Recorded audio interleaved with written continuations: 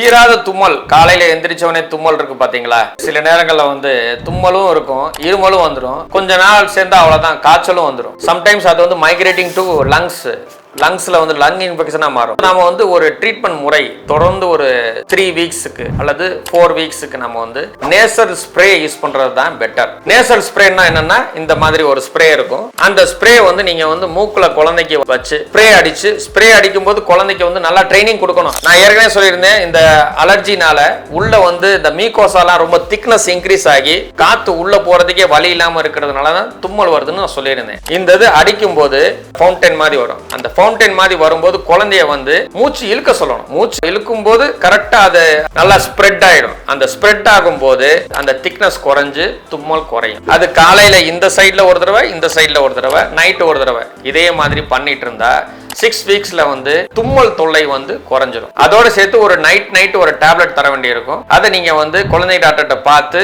அவங்ககிட்ட நீங்க தெரிஞ்சுக்கோங்க. நீங்க இந்த மாதிரி குழந்தைகள் பற்றிய மற்ற இன்ஃபர்மேஷன் தெரிஞ்சுக்க என்னை ஃபாலோ பண்ணுங்க.